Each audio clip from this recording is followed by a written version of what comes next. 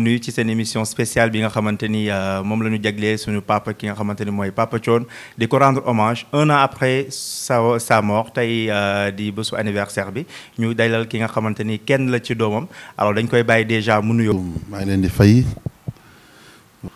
di leen ñaanal yàlla sunu borom mu yokk seen kii bi di nuyu ñëpp ñi seetaan ñëpp nuyu waa Sénégal yëpp. jërëjëf alors papa laata ñuy dugg ci waxtaan bi li ñu lay njëkk a laaj mooy tey di bésu anniversaire ki nga xamante ni mooy sunu Papa Thione mu génn àdduna ñu koy ñaanal fu mu jëm yàlla na ko gënal fi mu jógee. tey ji lan mooy sa yëg-yëg 1 an après. ah non man personnellement de dama jàpp ne Thione ngi fi ba tey sérieusement même parfois du ma demee Almere ziar ko du ma gëm ne daal réellement moom moo nekk fii. sérieusement billahi parce que ni ñu meloon moo tax waaw man daal dama jàpp ne mi ngi fi ba tey loolu dee bi dëgg gëmuma ko ba tey. alors yàlla baal la loolu mu nekk lu triste muy wane toujours cofeel bi nga am ci moom alors ñu gisoon ni ki nga xamante ni mooy seen waajur di Alain amoon ay rapport yu rafet ak moom ba tey bi mu ñu dégg sax ci say kàddu nga ni bi mu fi génnee ci ngay doog a xam ni dëggantaan ñàkk nga waajur yan taxawaay la amoon ci yéen ba tax tey jii nii mënoo gëm ni sax ba tey nii dem na. bon Thione moom wax dëgg yàlla moo nekkoon sunu waajur la ba pare taawu paa bi la. moo doon sunu lépp amul dara loo xamante ni daal ñeme nañ ko def te duñ ko mettre au courant mooy sunu lépp mooy sunu kilifa moo doon sunu lépp wax dëgg yàlla sérieusement. mais bi mu demee diggante boobu ak tey est-ce que jàpp nga ni taxawaay gi mu fi amoon ba mu demee est-ce que nit ñi taxawewu nañ taxawaay boobu noonu est-ce que ñu ngi koy sargal ni mu ci waree. est-ce que amul tuuti fàtte parce que souvent dañuy wax ni que nit ki buy dund nit ñi duñu xam njëriñ la bu demee lañ koy tagg di ko bàq et cetera est-ce que jàpp nga ni boobu ak tey hommage bi war ci Thione def nañ ko wala defuñ ko. waaw dëgg yàlla sénégalais yi ñu ngi koy ñaanal bu baax parce que même doo demee ci fi ñu ko denc sax da ngay fekk nit ñi foofu am ñu ñëw di ko ziar ñoo xam doo leen xam sax. parfois dama fay dem suba teel du ma génne sama kër dem Médina dama fay jaar mais terewul da nga fay fekk ay nit.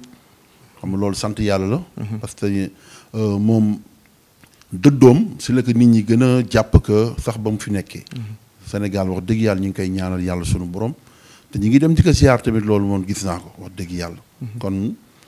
dañuy di gën a gërëm Sénégalais yi di leen sant rek ñuy dolli ko ñaan daal gën ko ñaanal yàlla sunu borom yàlla jéggal ko xaare ko àjjana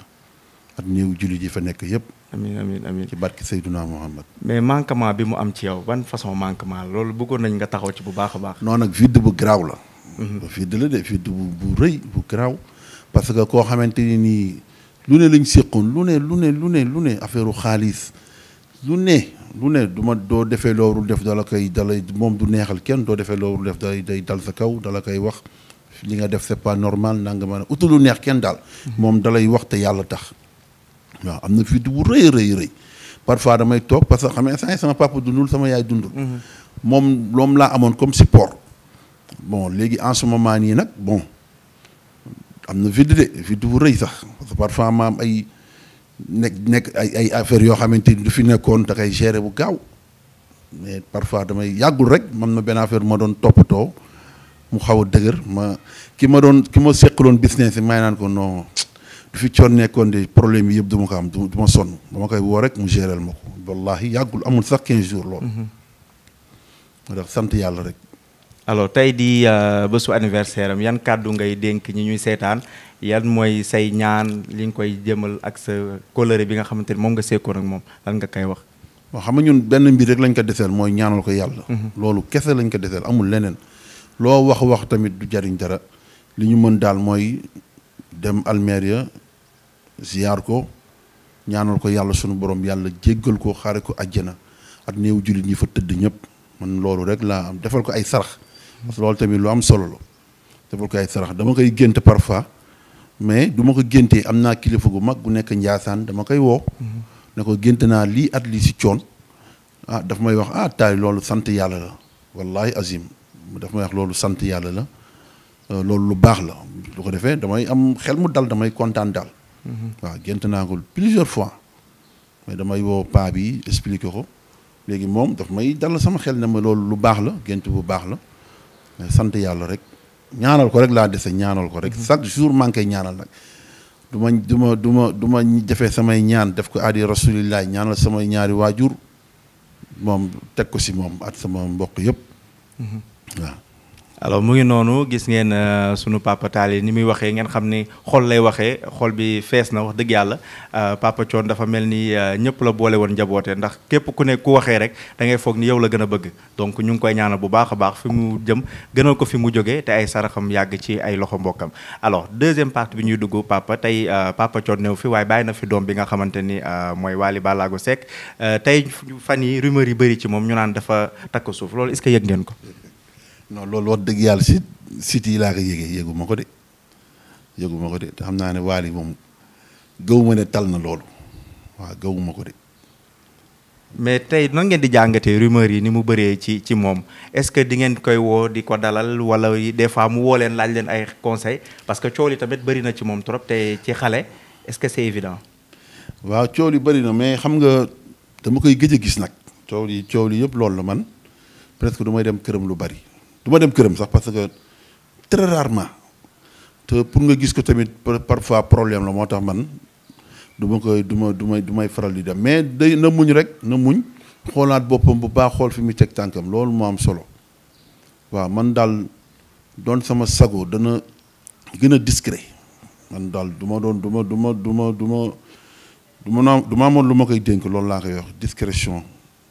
parce que Youssou Ndour a ngi fii kilifa la mi ngi def lu baax mais doo ko dégg fenn calmement rek nank la koy defee man yoon boobu laa bëgg mu jël mu discret waaw man daal loolu daal laa koy ñaax mu def ko. alors boo nee gën a discret maanaam da nga jàpp ni dafa def yoo xamante ni discret wul dafa fës. waaw ay mbiram dafay fës. moo koy fësal wala nit ñi ñoo koy fësal. non mais même du fekkente ni nit ñi ñoo koy fësal. yow da ngay maytu. da ngay maytu xëy na peut-être xale la amagul expérience bi ñeneen ñi am wala kon ku mel ni Youssou Ndour expérience bi mu am moom amagu ko mais war na gën a discret man de du ma loolu rek laa koy wax parce que ni mi ngi def lu baax ñi ñaa ngi koy ñaanal yàlla mais discrétion daal bëgg naa mu gën ko def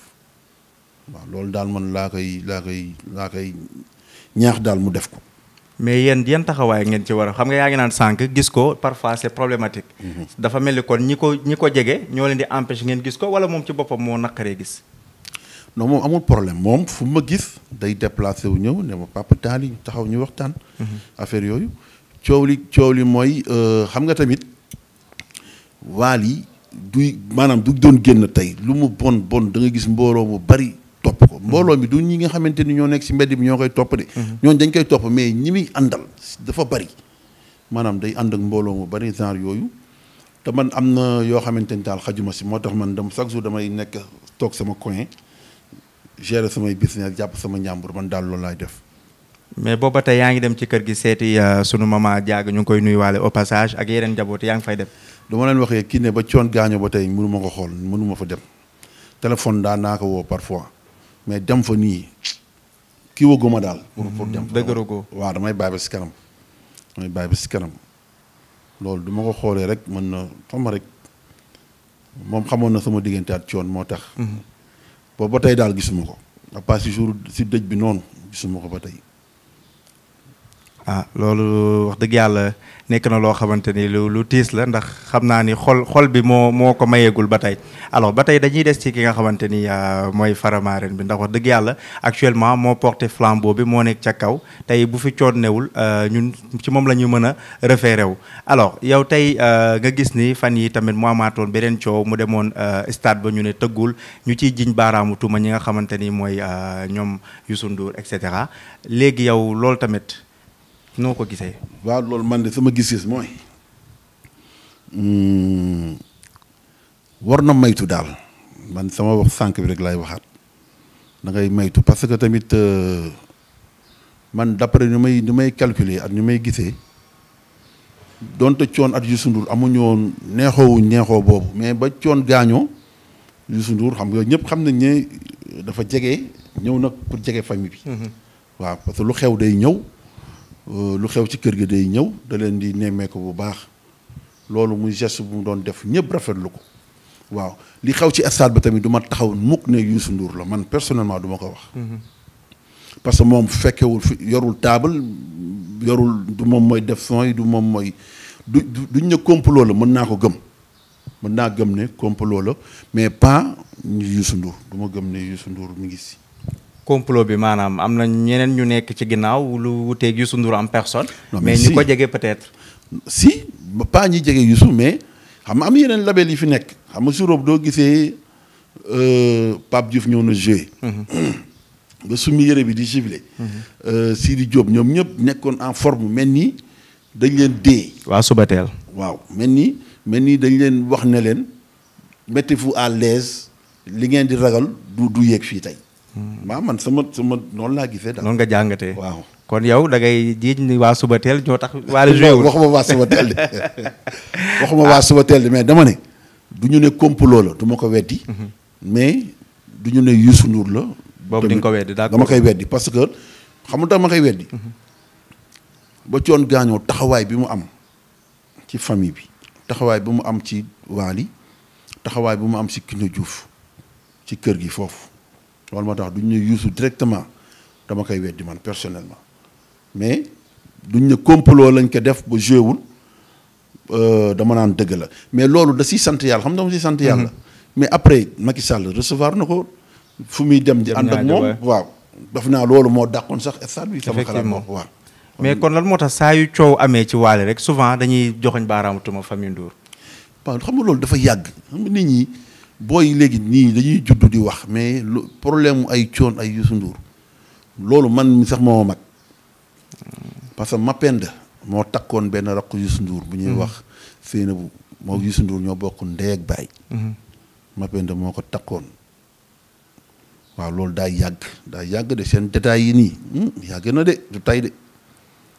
de mais loolu dafa jur ñëwaat ba fekk si doom yi waaw mooy kon ni ba tey waru woon ay détails yi sew yooyu du amee duñ ko bàyyi dañ koy continuer rek di ko taawi rek fu mu toll nii même du demoon Wally bu demoon ba nekk mag bàyyi musique am keneen ku jugee ko famille Youssou Ndour tamit di def musique da ngay gis day continuer rek parce que nit ñi ñoo leen dul bàyyi seen jàmm d'accord mais jotul kon ñoom ñu wone benn bon exemple bi mooy xëy na ñu def benn duo xëy na ñu def benn woy boo xamante ni day tax ñu nit ñi xam ni ah ñii kat jotewuñu dara ñu ngi ci seen jàmm ñu ngi seen salaam di demalante di dikkalante waaw duo waaw loolu mën na ne mais geste bu rafet moom am na fi ba tàyyi parce que wax dëgg yàlla man ba Thione gaañoo ba ma demee hôpital Fann dama ñëw gaari sama oto même pas 5 minutes Youssou Ndour ñëw na assisté taxaw foofu moo buuba ñoom ñëpp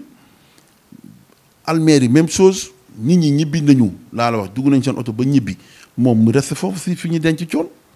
Youssou Ndour parce que nit ñi dañu bari woon moment bi ñu koy rob mais ba ñu robee ba pare ba nit ñi dem moom mi ngi woon foofu yàgg na fa kon yooyu yëpp ay gestes yi rafet la buuba def na émission bu neex at Wally ne ko naa la yóbbu kër grand bi dama bëgg a yenn détails yi sa yëpp ñu arrêté ko waaw mais te dama gëm loolu parce que xam naa buuba nitu dëgg la nit ku am ful nag fayda la ay détails musuma ko si dégg wax dëgg neex yàlla musuma ko dégg si yu ñàkk fayda lu demee nag ba def loolu yëpp jëli booy bi dafa ak moom émission yooyu yëpp kon ñoom ñu ngi def ay gestes yi rafet c'est que li ma la wax rek mooy daa am ñoo xamante ni tant que affaire yi kii jaxul ñoom du ñu dund parce que si loolu la ñuy vivre ñooy xam ba taal waaw yooyu ñu am ñoo xamante ni maanaam ay raa lañ si yooyu la ñuy juddu si la ñuy dee kenn mënu si ñoom dara te du ñu wax lu baax chaque jour dañuy jéem a wax loo xamante ni yow pour te faire plaisir fekk ñu ngi lay yàqale affaire yu bari am na si côté bii am na côté bële foo dem borom barke boo gis am na xeetu nit ñu mel noonu ñu nekk ci seen wet loolu kenn du ko dindi ñooñu nag ñooy aggraver situation yi nii. alors dégg ngeen sunu papa Tally li mu wax mu mel ni ku ci mel ni Wally ak Youssou suñu papa Youssou Ndour amuñu benn problème c'est la même famille ñoom ñëpp ñu ngi leen di jaajëfal bu baax ndax dañ ñuy bégal te dañ leen di seetaan vraiment taxawaay bi rafet alors fi ñuy tëjee rek mooy tey ku ci mel ni ñoom Assane Ndiaye ñoom Mapenda ñoom Ousmane suñu papa yooyu tey yaa ngi leen di dégg ñoom est-ce que am nga parce que Thione moo nekkoon sa papa nekkatu fi te bàyyi na fi ñooñu est-ce que yaa ngi am waaw mais xam nga Thione lu mu nekkee woon kër Alain Defal dëkk fa noonu la fa Ousmane Seck dëkkee woon noonu la fa Mapenda dëkkee woon noonu la fa Assane Ndiaye dëkkee woon. ni ma mel ak coon noonu laa mel ak ñoom ba ma dama juddu ñoom ñu nekk sama kanam maanaam dama judd fekk leen ci kër gi ñooñu ñi nga lim ñooñu ñëpp. at ay frère coon ay sërëm yi nga xamante ni woyuñu sax xam naa leen bu baax parce que si kër gi ñi ma la limal nii si kër gi lañ daan nekk mais Mapenda moom defe naa mi ngi France Mapenda moom gëj naa ko gis trop mais Assane dañuy déggante dañuy gisante Ousmane tamit xaw naa ko gëj a gis tuuti man maa dul déplacé wu daal di dem di leen seeti. xam nga c'est pas normal da war naa dem di leen seeti mais ñoom ñëpp samay gaañ lañ wax dëgg yàlla. waaw fu ma si dem dañ may ubbil dañuy toog waxtaan ak man kër ga du amee xew-xew surtout naqar dañuy ñëw loolu moom yàlla moo ñu boole ak ñoom daal man dama judd fekk loolu fii laa ko fekk dama judd fekk loolu. alors ñu ngi lay jaajëfal bu baax sunu papa Tall léegi ñu bàyyi la nga tàggatoo mbokk internetu nga ñaanal sunu papa ji ak sa dernier mot papa la lay doon. waaw man maa ngi gërëm ñëpp ñi doon seetaan émission bi yëpp di ñaanal yëpp jàmm at sutura di ñaanal Thione Seck yàlla mi am yërmande yàlla na ko yàlla yërëm. yàlla jéggal ko xaare ko àjjana. ci barki Seyduna Muhammad sallallahu alayhi wa sallam di ñaanal néew jullit ñëpp di wax nit ñi ne leen daal si loo mën a ne rek nañu bàyyi xel yàlla sunu borom parce que moom rek a fi nekk yii yëpp ay caaxaan la rek wiiri jaari ndaari coow li ñun ñëpp fa la ñuy mujj mooy bàmmeel kon nañ leen rafetal sunu dund rafetal sunu nekkin surtout ñi nga xamante ni nii liggéeyuñ defuñu dara nekk ci kër yi di jaxase rek ñooñu tamit ñu xoolaat seen bopp parce que lu nit wax di nga ko waxaat il faut waroo wax pour faire plaisir ay nit waroo wax pour lu neex kenn parce que doo melee noonu rek ay musiba rek ngay dëkkee di wax te mënoo nekk kilifa am njaboot ëllëg chaque jour ñu lay woo diw moo fi wax ñu ñëw taaj la rafetul na ñëpp xoolaat seen bopp daal jaamu yàlla sellal sunu nekkin man daal loolu laay wax ñëpp yàlla ñu yàlla defal jàmm. ñu ne barsàq yàlla yërëm leen ñi fi nekk di dund yàlla defal leen jàmm defal leen sutura ci barki Seyduna Muhammad. jërëjëf alors papa ñu ngi lay jaajëfal ñun tamit wax dëgg yàlla ci sa disponibilité ndax ku ne xam na ni temps amul jamono bi xat na lool mais nga nangul ñu interview bi ñu ngi la koy jaajëfalee bu baax a baax di remercier tamit ñi nga xamante ne ñoo ñu doon ñaanal sunu papa ji fi mu jëm papa Thione Seck yàlla na ko gënal fi mu jóge dañ koy waxaat saraxam yàgg ci ay loxo mbokkam te suuf sedd ci kawam foofu mu tëdd ca Yoof di remercier ñëpp di jaajëfal ñëpp